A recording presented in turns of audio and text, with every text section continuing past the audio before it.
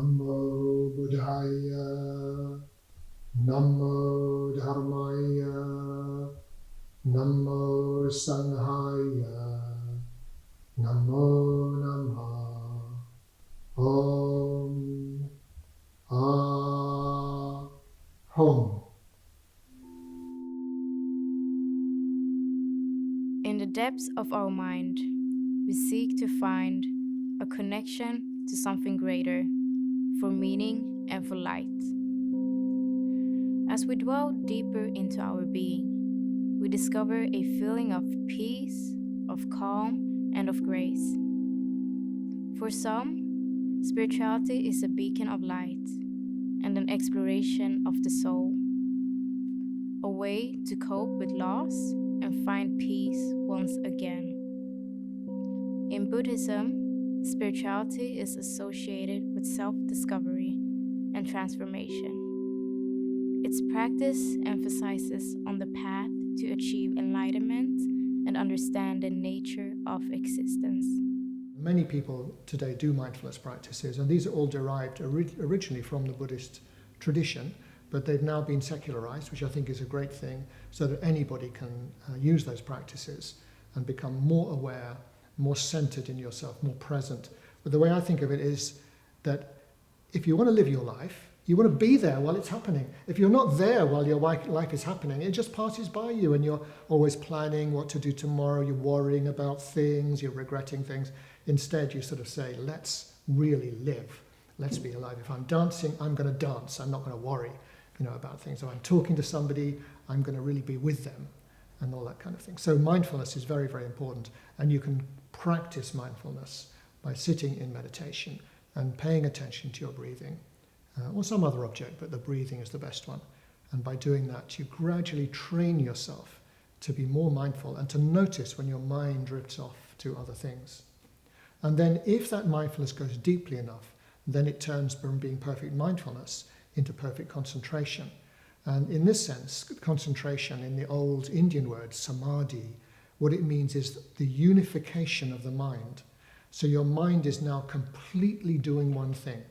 Instead of jumping from one thing to another or feeling in a conflict, it's just your mind is in the state of flow. So if you're listening to music, you're completely with the music. Nothing else is happening at all. If you're with your friend, you're completely with your friend. And if you're in meditation, you'll go into very deep states of concentration, where maybe there's very, very little thinking, or maybe even no thinking at all, but there's a pure, lucid, bright awareness, like the endless blue sky with no clouds in it. Astrology in today's world is associated with the New Age spirituality due to its belief in the power of the universe. Crystals are also commonly used for spiritual healing. They are seen as channels of energy or as tools for enhancing spiritual practices, such as prayer or energy healing. During an interview with Elizabeth, an astrologer and spiritual practitioner specialized in the field of crystals, she shared insights on the beneficial properties of crystals.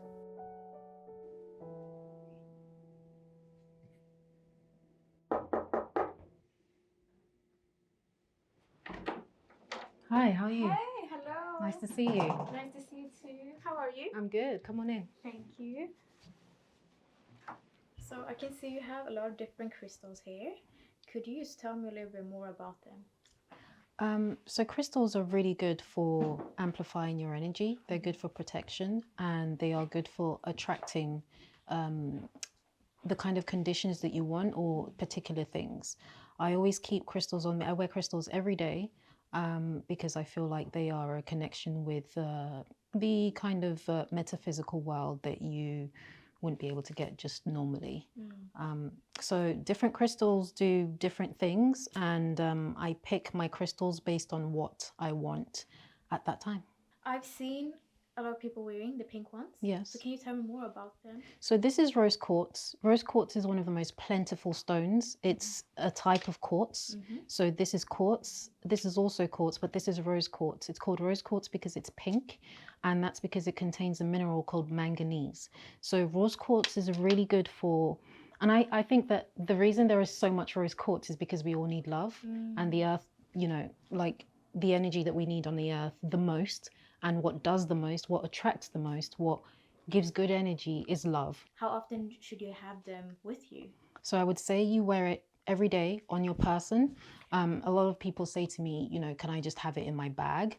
I think that the crystal has to be in your energy field in order for you to use the crystal to attract. So if it's in your bag and you go out and it's just sat there, it's not really, it's not working with you, is it? You have to get to know the crystal and you have to work with the crystal in order to get what you want from the crystal. So I would recommend to put it on your person, in your pocket or in like a bag. Or you could put it on your bedside table as well. Yeah. Different stones deal with different issues. These ones are good for performers. So if you're on stage, this is Thulite. This will help you to be as extravagant and open as possible, so that you can be attractive to the audience. So there is just a whole load of things that stones can do. This one's good for study. So if you have a child, you can give the child this stone. This is amethyst, and it will help them think clearly and more intuitively. And it's also good for opening up your intuition for spirituality. It's also useful to get a book, obviously, because when you have a book, you have a reference point that tells you everything about a crystal. What I've told you about the crystals is probably just like 10% of what you could know that that crystal does. And also it depends on the person, because you might get something else from the stone that I don't get. Unlike Buddhist meditation, the New Age form of meditation is often associated with a much broader spiritual movement that incorporate elements of metaphysics and alternative healing practices. So my name is Rafi. I'm 31 years old. Currently, I work in an AI company, and I also run a meditation practice, and I've been meditating since I was quite young. In terms of how I came across meditation, it's a bit unusual because my earliest memories are from my journals when I was meditating since about the age of 10. And I recall doing certain, what's called a twin serpents meditation, which is often done in Kundalini. And I hadn't read that in a book. And there weren't many books about those days. But I later read that exact meditation almost 20 years later in a book. And that surprised me because it felt like the knowledge was already there. So I didn't really come across it. I kind of always was doing it, which may sound strange, but that's how it was for me. Everyone, or most people, touch a state of meditation during their normal life and day. If you go for a run, your mind gets into a certain zone, into a constant zone. If you're reading, you might be very relaxed. And so there are many states that we feel that are like meditation day to day. And meditation is just taking that a step forwards and more consciously focusing. And that's all it is. And it's also a tool with which you can do many other things. I think a common myth about meditation and why people struggle to start is because they think, oh, it's so boring, I have to sit down, sit still, think nothing. But in practice, thinking nothing is actually just one type of many meditations, and arguably maybe a more boring type. So I think something I'd like to recommend is anything you want to do in your life, whether it's, again, solve a business problem or make a complex decision or think about a family issue, just try to solve it, but in meditation, and see if that opens up new avenues. As we come to an end of our exploration in spirituality, we can see there are many different practices and beliefs that people use to connect with something beyond themselves. From the ancient teachings of Buddhism to the modern techniques of New Age meditation, and even the use of crystals, there is no one-size-fits-all approach to spirituality. However, it is important to recognize there are many misconceptions surrounding spirituality.